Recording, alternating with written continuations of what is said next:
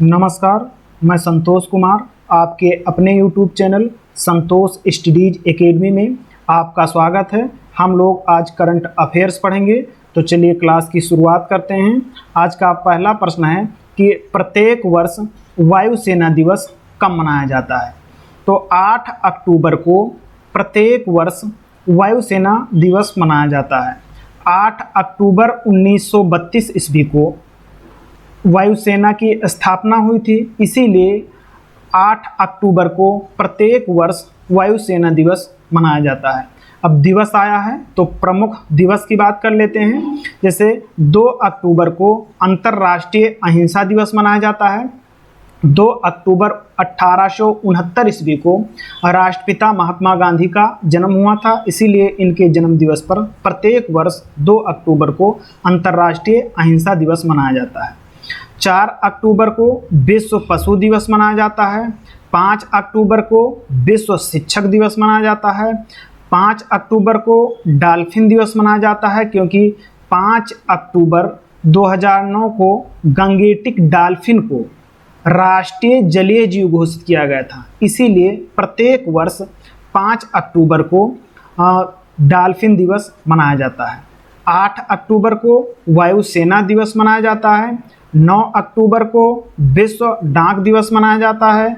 10 अक्टूबर को राष्ट्रीय डाक दिवस मनाया जाता है। यहाँ ध्यान रखना है कि 9 अक्टूबर को विश्व डाक दिवस और 10 अक्टूबर को राष्ट्रीय डाक दिवस मनाया जाता है। 11 अक्टूबर को अंतर्राष्ट्रीय बालिका दिवस मनाया जाता है और 24 जनवरी को राष्ट्रीय बालिका दिवस मनाया जाता है। 15 अक्टूबर को विश्व छात्र दिवस मनाया जाता है, क्योंकि 15 अक्टूबर 2010 को संयुक्त राष्ट्र संघ ने 15 अक्टूबर को विश्व छात्र दिवस एपीजे अब्दुल कलाम के जन्म दिवस पर मनाए जाने की घोषणा की थी, इसीलिए प्रत्येक वर्ष 15 अक्टूबर को विश्व छात्र दिवस मनाया जाता है। 16 अक्टूबर को विश्व खाद्य दिवस मनाया जाता है, क्योंकि 16 अक्टूबर 1945 ईस्वी को खाद्य एवं कृषि संगठन की स्थापना हुई थी, जिसका मुख्यालय रोम इटली में है, इसीलिए 16 अक्टूबर को विश्व खाद्य दिवस मनाया जाता है। अब अगले प्रश्न पर चलते हैं। अगला प्रश्न है कि भारतीय वायुसेना ने अपने ध्वज में 72 वर्ष बाद क्या बदलाव किया है। अशोक स्तंभ का बदलाव किया है, हिमालयन ईगल, आदर्श वाक, इन तीनों का बदलाव किया है, अर्थात उपरोक्त डी सही है। जो वायुसेना है तो वायुसेना का ये पहले वाला ध्वज है और ये अब वाला ध्वज है। जो पहले वाला ध्वज था उसका ध्वज का कलर भी नीला था, और यहाँ पर अपनी आन बान शान जो राष्ट्रीय तिरंगा है, राष्ट्रीय ध्वज है, ये है, और यहाँ पर भी ये है। तो तिरंगा और कलर ये दोनों सेम हैं। यहाँ पर जो चक्र बना हुआ है और इस तिरंगे में भी चक्र बना हुआ है, लेकिन यहाँ पर देखिए, यहाँ पर सबसे ऊपर अशोक स्तंभ है, फिर इसके बाद में हिमालयन ईगल है, फिर इसके बाद में जो है इसका आदर्श वाक्य है। वायुसेना का आदर्श वाक्य नभ स्पर्शम दीप्तम है, तो सबसे अंत में नभ स्पर्शम दीप्तम लिखा हुआ है। तो यही तीनों का बदलाव किया गया है, अशोक स्तंभ, फिर इसके बाद में हिमालयन ईगल, फिर इसके बाद में आदर्श वाक्य। जो वायुसेना है तो वायुसेना की स्थापना 8 अक्टूबर 1932 ईस्वी को हुई थी, और वायुसेना के जो प्रमुख हैं वर्तमान में वो विवेक राम चौधरी हैं और उप प्रमुख आशुतोष दीक्षित हैं। इसका मुख्यालय नई दिल्ली में स्थित है। अब अगले प्रश्न पर चलते हैं। अगला प्रश्न है, हाल ही में हिंद महासागर रिम एसोसिएशन IORA का अध्यक्ष किसे नियुक्त किया गया है। तो IORA आया है, तो इसको समझ लेते हैं। जो IORA है यानी कि इंडियन ओशियन रिम एसोसिएशन, जो इंडियन ओशियन रिम एसोसिएशन है, इसका अध्यक्ष श्रीलंका को नियुक्त किया गया है। जो श्रीलंका है इसे इंडियन ओशियन रिम एसोसिएशन का अध्यक्ष नियुक्त किया गया है। इंडियन ओशियन रिम एसोसिएशन की स्थापना 1997 ईस्वी में हुई थी, और इसका जो सचिवालय है ये मॉरिशस में स्थित है और जो इसके सदस्य देश हैं वो 23 सदस्य देश हैं। इसका अध्यक्ष वर्तमान में श्रीलंका को नियुक्त किया गया है 2 वर्ष के लिए और उपाध्यक्ष भारत बना है। 2023 में जो इंडियन ओशियन रिम एसोसिएशन है इसकी बैठक कोलंबो श्रीलंका में हुई है और इसकी थीम क्षेत्रीय वास्तुकला को मजबूत करना है। जो असनी चक्रवात है इसका नामकरण श्रीलंका ने किया है। अब जो इंडियन ओशियन रिम एसोसिएशन है जो इसके 23 सदस्य देश हैं उनको हम सब मानचित्र में समझेंगे। ये इंडियन ओशियन रिम एसोसिएशन के जो मेंबरशिप हैं यानी कि सदस्य देश हैं तो उनके बारे में समझेंगे मानचित्र में। जो Indian Ocean Rim Association member हैं वो कुल 23 सदस्य हैं और ये सबसे पहले जो है ऑस्ट्रेलिया है यहाँ पर और फिर इंडोनेशिया है और यहाँ सिंगापुर है, यहाँ पर मलेशिया है और यहाँ पर थाईलैंड है, यहाँ बांग्लादेश है, यहाँ अपना भारत है और यहाँ श्रीलंका है। ऊपर चलते हैं तो यहाँ पर ईरान देश है और यहाँ संयुक्त अरब अमीरात है, यहाँ पर ओमान देश है और यहाँ पर यमन है। ये नीचे यहाँ पर सोमालिया देश है और यहाँ केन्या है, ये तंजानिया देश है और फिर आगे चलते हैं तो ये मोजाम्बिक देश है और यहाँ सबसे नीचे साउथ अफ्रीका है। ये 2 देश है ये सेशल्स है, फिर इसके बाद में कोमोरोस है और कोमोरोस के बाद में ये मेडागास्कर है, फिर यहाँ पर मॉरिशस है। अब इसे गिन लेते हैं कितने हो गए, 1, 2 और तीसरा है Singapore, Malaysia 4, Thailand 5, Bangladesh 6, India 7 और श्रीलंका 8, 9 और 10, 11, 12, 13, 14, 15, 16, 17, 18, 19, 20 और 21। ये 21 देश ये हो गए। और यहाँ जो मॉरिशस है, मॉरिशस के यहाँ बगल में रीयूनियन द्वीप है और जो रीयूनियन द्वीप है ये फ्रांस देश का है। और यहाँ पर जो सेशल्स है और श्रीलंका है इसके बीच में यहाँ पर मालदीव है और जो मालदीव है इसकी राजधानी माले है। तो 21 देश ये और यहाँ पर जो मालदीव है 22 हो गए और ये 23वां देश है रीयूनियन द्वीप। तो जो रीयूनियन द्वीप है ये फ्रांस देश का हिस्सा है, इसीलिए फ्रांस जो इंडियन ओशियन रिम एसोसिएशन है तो इसका 23वां सदस्य देश है।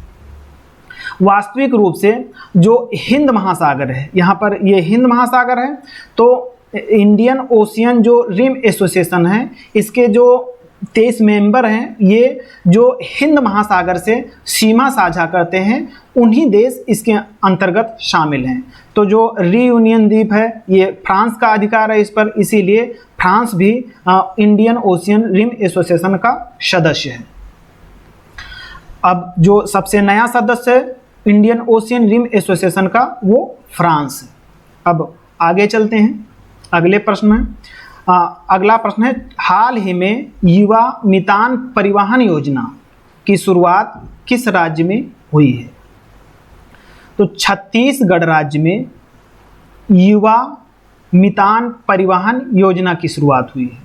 जो युवा मितान परिवहन योजना है ये छात्रों के लिए है कि जो छात्र स्कूल जाते हैं तो इसमें 50% पैसा सरकार देगी और 50% पैसा जो है वो जो बस वाला है वो देगा।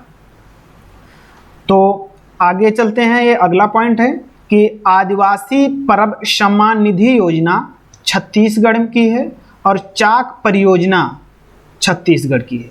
मुख्यमंत्री बाल उदय योजना छत्तीसगढ़ राज्य की है। मुख्यमंत्री स्कूल जतन योजना छत्तीसगढ़ राज्य की है। कल्चर कनेक्ट योजना छत्तीसगढ़ की है और गुरु घासीदास टाइगर रिजर्व ये छत्तीसगढ़ राज्य में स्थित है। और कांगेर घाटी राष्ट्रीय उद्यान ये भी छत्तीसगढ़ में है। अब छत्तीसगढ़ आया है तो छत्तीसगढ़ राज्य के बारे में समझ लेते हैं। जो छत्तीसगढ़ है तो इसकी जो राजधानी है वो रांची है और छत्तीसगढ़ के मुख्यमंत्री भूपेश बघेल हैं।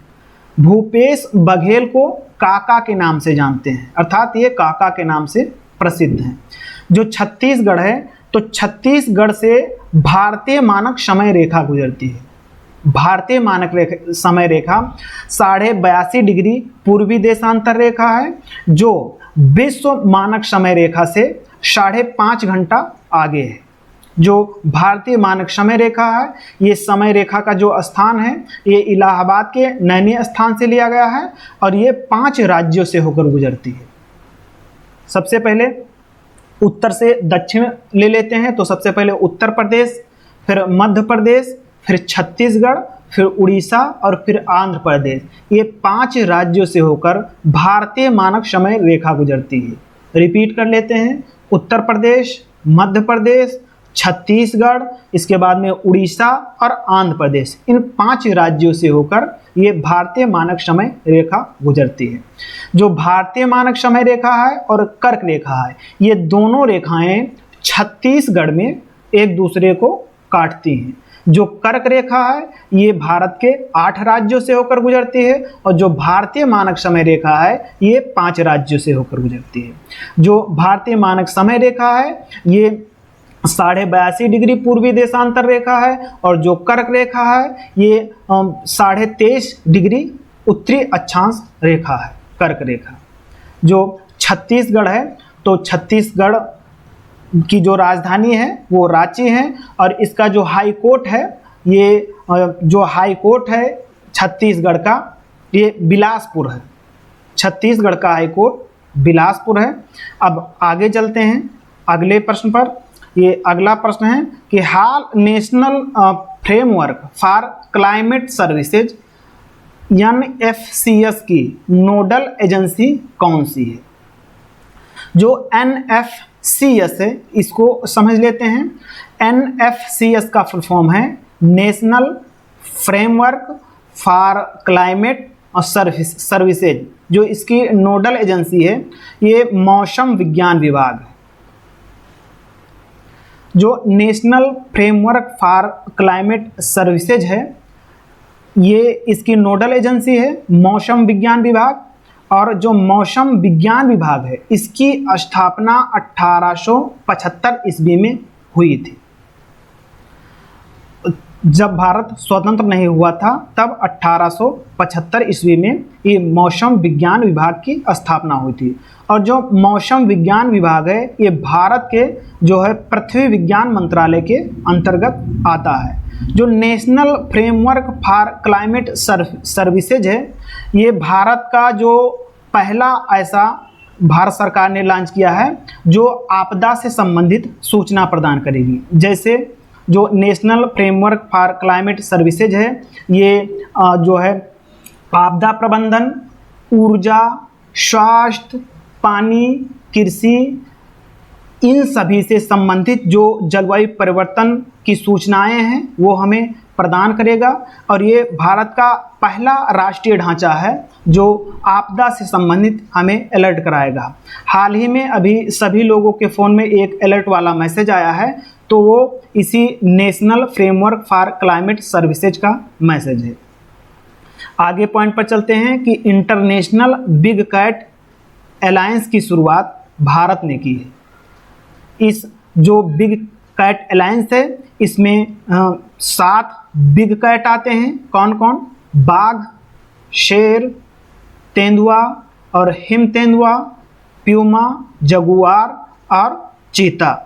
जो प्रोजेक्ट टाइगर है इसकी शुरुआत 1972 में हुई थी और 1992 ईस्वी में हाथी परियोजना आई थी। तो हाथी परियोजना 1992 ईस्वी में आई और प्रोजेक्ट टाइगर 1972 में आया।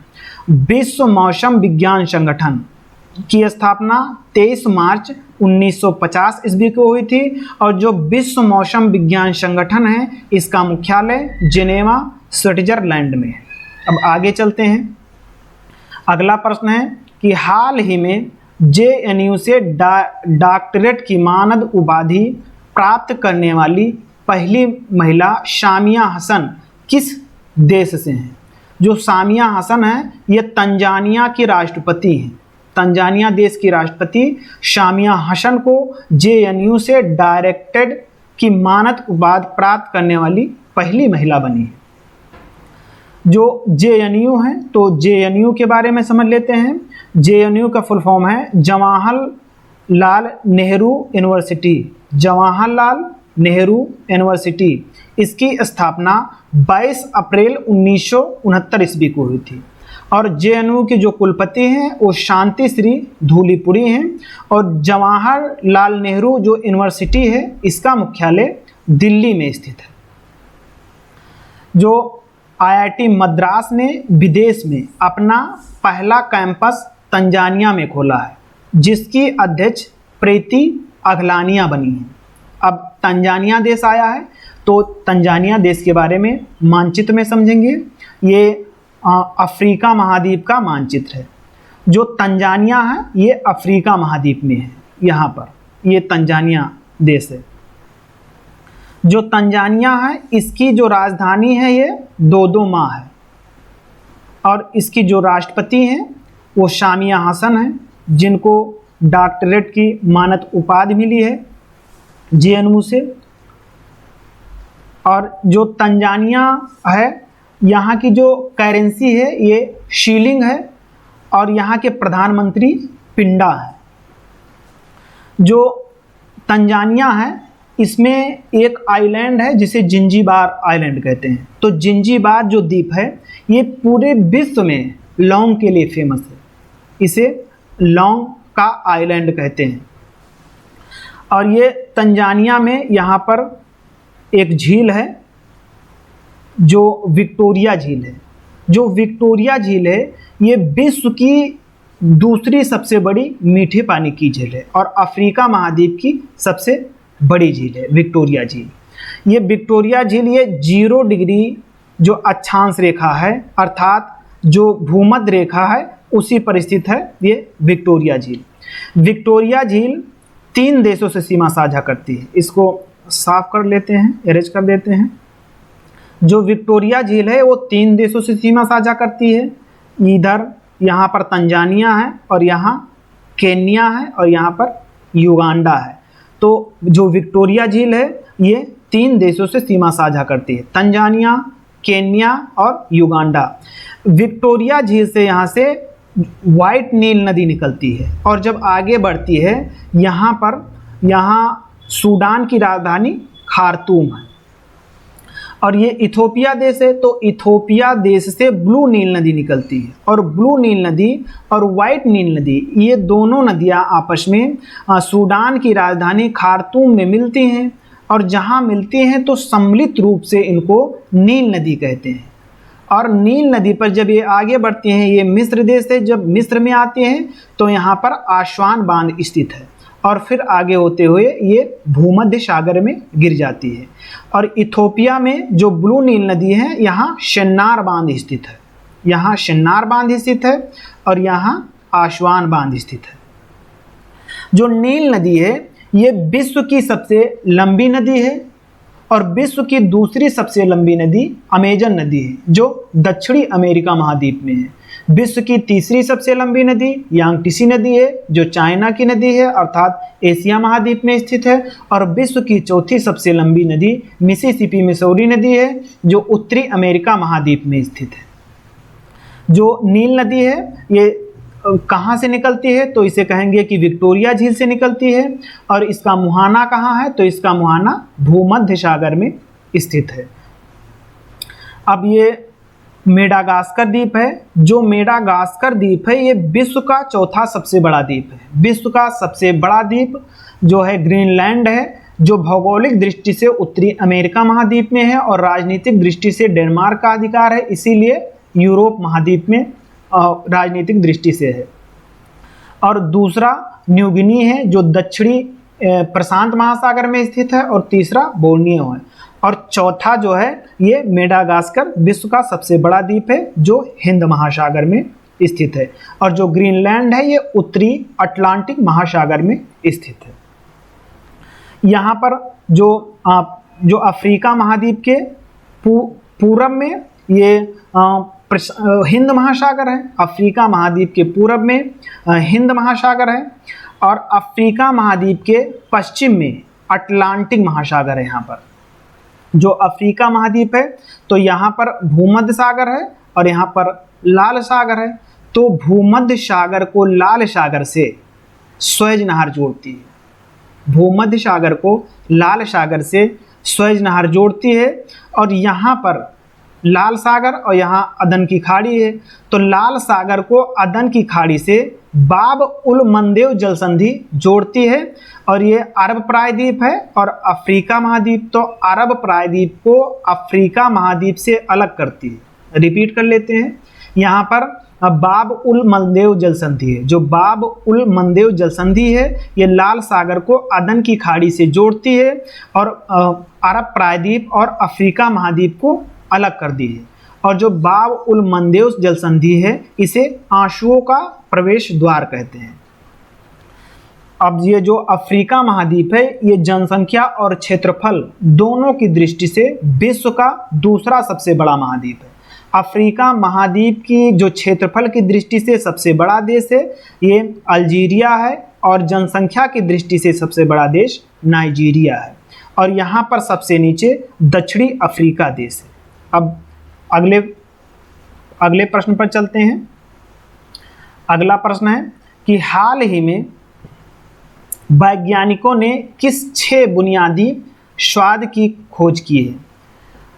तो संवेदना जो है ये 6वां बुनियादी स्वाद की खोज की है। अब ये जो स्वाद है इसके बारे में समझ लेते हैं। स्वाद जो बुनियादी सोच थे ये अब तक 5 थे, जैसे मीठा, फिर खट्टा, फिर कड़वा, और कड़वा के बाद में नमकीन, और एक उमामी स्वाद। ये 5 स्वाद थे अब तक, मीठा और खट्टा, फिर कड़वा, नमकीन और उमामी। अब जो खट्टा मीठा है जैसे लड्डू मीठा होता है, और खट्टा जैसे नींबू और संतरा ये खट्टे होते हैं, कड़वा जैसे करेला ये कड़वा होता है, और नमकीन जैसे नमकीन बिस्किट आता है और दालमोट नमकीन वगैरह ये नमकीन होते हैं। और जो उमामी है ये जो टमाटर का स्वाद है, टमाटर का स्वाद उमामी स्वाद है। तो ये अब तक 5 स्वाद से, और जो 6वां स्वाद आया है ये संवेदना है।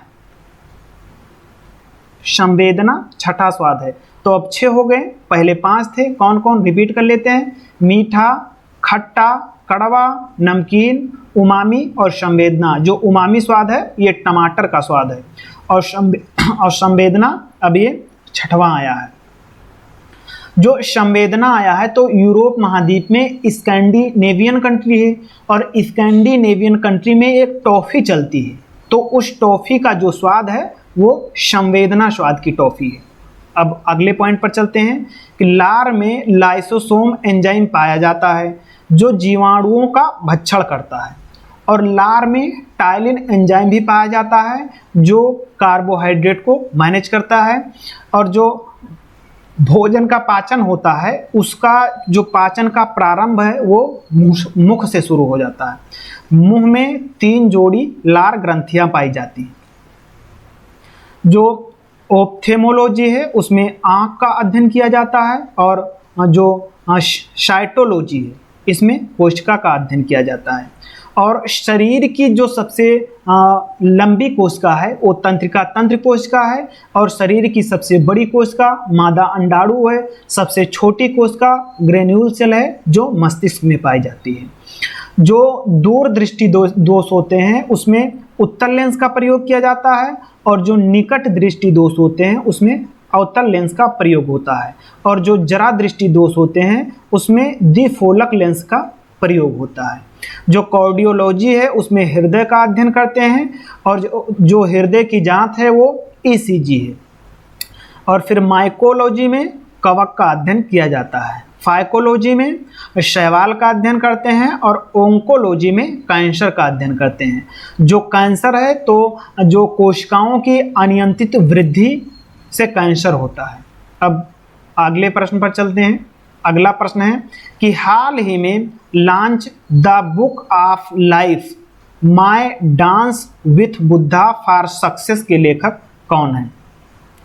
तो the book of life my dance with Buddha for success के लेखक ये विवेक अग्निहोत्री हैं। ये वही विवेक अग्निहोत्री हैं जिन्होंने द कश्मीर फाइल्स मूवी बनाई थी। और अन्य रचनाओं को भी देख लेते हैं, जैसे न्यू लैम्प्स फॉर ओल्ड, ये अरविंद घोष की रचना है। द लाइफ डिवाइन, ये भी अरविंद घोष की रचना है। हिंद स्वराज राष्ट्रपिता महात्मा गांधी की रचना है। माई एक्सपेरिमेंट विद ट्रूथ, ये भी महात्मा गांधी की रचना है। और नील दर्पण, ये दीनबंधु की रचना है। जो नील दर्पण है इसमें नील विद्रोह का उल्लेख है। इंडिया विंस फ्रीडम, ये मौलाना अबुल कलाम आज़ाद की रचना है। और मौलाना अबुल कलाम आज़ाद ये भारत के पहले शिक्षा मंत्री थे, इसीलिए इनके जन्म दिवस पर प्रत्येक वर्ष 11 नवंबर को शिक्षा दिवस मनाया जाता है। जो मौलाना अबुल कलाम आज़ाद है ये कांग्रेस के सबसे युवा अध्यक्ष थे और सबसे अधिक समय तक रहने वाले अध्यक्ष थे। द इंडियन स्ट्रगल, ये सुभाष चंद्र बोस की रचना है। और जो सुभाष चंद्र बोस हैं इन्होंने फॉरवर्ड ब्लॉक की स्थापना 1939 ईस्वी में की थी। अगली रचना है poverty and un British rule in India, ये दादा भाई नौरोजी की रचना है। जो दादा भाई नौरोजी हैं इन्हें grand old man of India कहते हैं। और जो poverty and un British rule in India है ये दादा भाई नौरोजी की पुस्तक है। दादा भाई नौरोजी भारत के पहले व्यक्ति थे जिन्होंने भारत की जो आय है उसकी गणना की है और भारत की आय की गणना की और उस जो डाटा मिला उस डाटा को poverty and un British rule in India इसी अपनी पुस्तक में उन्होंने उस डाटा को नोट किया। अब आगे चलते हैं। अगला प्रश्न है कि हाल ही में किस राज्य के केंद्रपाड़ा रसबली को जीआई टैग मिला है? तो ये उड़ीसा राज्य को जो केंद्रपाड़ा रसबली जीआई टैग है उसे मिला है। अब ये जीआई टैग आया है तो इसके बारे में जान लेते हैं। जीआई टैग का जो फुल फॉर्म है जियोग्राफिकल इंडिकेशन है, अर्थात भौगोलिक संकेतांक या भौगोलिक संकेतक। तो भौगोलिक संकेतक है। तो इसकी जो अधिनियम है 1999 ईस्वी में जीआई टैग अधिनियम आया और फिर 2003 में इसकी ये लागू हुआ 1999 का जीआई टैग अधिनियम। और 2004 में पहला जीआई टैग दार्जिलिंग के चाय को दिया गया। रिपीट कर लेते हैं। जीआई टैग का जो फुल फॉर्म है जियोग्राफिकल इंडिकेशन है, इसे हिंदी में भौगोलिक संकेतक कहते हैं। और 1999 ईस्वी में जीआई टैग अधिनियम आया, 2003 में लागू हुआ और 2004 में पहला जो जीआई टैग है ये दार्जिलिंग के चाय को दिया गया। जो दार्जिलिंग है ये पश्चिमी बंगाल में स्थित है। ये कंदमाल हल्दी जो जीआई टैग है उड़ीसा को मिला है। बोमकाई साड़ी का जीआई टैग उड़ीसा राज्य को मिला है। खंडवा साड़ी का जीआई टैग उड़ीसा राज्य को मिला है। और उड़ीसा रसगुल्ला का जीआई टैग उड़ीसा राज्य को मिला है। सिमलीपाल राष्ट्रीय उद्यान उड़ीसा राज्य में स्थित है। और नंदन कानन जियोलॉजिकल पार्क ये भी उड़ीसा में स्थित है। भीतरकनिका राष्ट्रीय उद्यान उड़ीसा में स्थित है। और गहिरमाथा राष्ट्रीय उद्यान या समुद्री अभ्यारण्य उड़ीसा में स्थित है। चिल्का झील उड़ीसा राज्य में स्थित है। और चिल्का झील भारत की सबसे पहली आर्द्र भूमि है। चिल्का झील भारत की सबसे बड़ी आर्द्र जो खारे पानी की झील है और यह एक लैगून झील है। लैगून झील उसे कहते हैं जो प्रत्यक्ष या अप्रत्यक्ष रूप से समुद्र से जुड़ा हो और उसका जो जल है वो खारा हो, उसे जो है लैगून झील कहते हैं। और जो चिल्का झील है इसमें नलबाना पक्षी अभ्यारण्य है। अगले पॉइंट पर आते हैं। ये हीराकुंड बांध, जो हीराकुंड बांध है ये विश्व का सबसे लंबा बांध है जो उड़ीसा में महानदी पर स्थित है। हीराकुंड बांध की लंबाई 4800 मीटर है, यानी कि 4800 मीटर है। और जो हीराकुंड बांध है ये महानदी पर स्थित है। उड़ीसा में सूर्य का कोणार्क मंदिर स्थित है। और सूर्य का जो कोणार्क मंदिर है ये भारत का इकलौता मंदिर है जो 100% ऊर्जा से सौर ऊर्जा से संचालित मंदिर है। इसका निर्माण गंग वंश के राजा नरसिंह देव प्रथम ने करवाया था। इसे ब्लैक पैगोडा कहते हैं और उड़ीसा में जगन्नाथ रथ मंदिर स्थित है और यहीं से जगन्नाथ रथ यात्रा का आयोजन होता है। अब अगले प्रश्न पर चलते हैं। अगला प्रश्न है कि हाल ही में हुरून इंडिया रिच लिस्ट 2023 में सबसे अमीर भारतीय कौन बने हैं? तो मुकेश अंबानी ये सबसे अमीर भारतीय बने हैं हुरून इंडिया रिच लिस्ट 2023 में।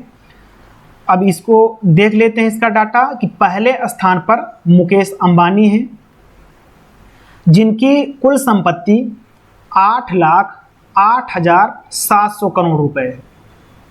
दूसरे स्थान पर गौतम अडानी हैं जिनकी संपत्ति 4,74,800 करोड़ रुपए है। थर्ड स्थान पर साइरस पूनावाला है, इनकी संपत्ति 2,78,500 करोड़ रुपए है।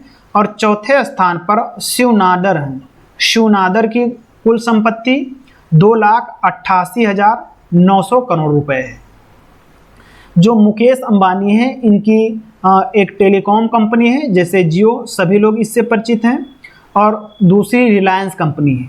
जो रिलायंस कंपनी है ये जो खुदरा व्यापार है इसका काम करती है और जियो एक टेलीकॉम कंपनी है अर्थात दूरसंचार कंपनी है। और जो रिलायंस है ये रिटेल कंपनी है अर्थात खुदरा व्यापार कंपनी है।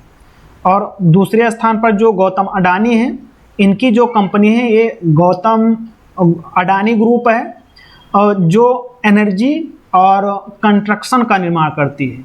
और तीसरे स्थान पर साइरस पूनावाला है, इनकी जो कंपनी है वो फार्मास्यूटिकल कंपनी है। जो फार्मास्यूटिकल कंपनी है जैसे वो वैक्सीन वगैरह बनाती है। जो शिव नाडर हैं तो शिव नाडर की टेलीकॉम कंपनी है जैसे HCL यानी कि हिंदुस्तान कंप्यूटर लिमिटेड कंपनी है, ये शिव नाडर की कंपनी है। जो साइरस पूनावाला है इनकी कंपनी है सीरम इंस्टीट्यूट पुणे। तो सीरम इंस्टीट्यूट पुणे की स्थापना साइरस पूनावाला ने की थी। और शिव नाडर की जो कंपनी है या शिव नाडर की जो कंपनी है वो HCL है, हिंदुस्तान कंप्यूटर लिमिटेड, जो कंप्यूटर से संबंधित सामान का निर्माण करती है। अब अगले प्रश्न पर चलते हैं। आज की क्लास समाप्त हुई। क्लास देखने के लिए धन्यवाद। अब हम मिलते हैं अगली क्लास में, तब तक के लिए जय हिंद, नमस्कार।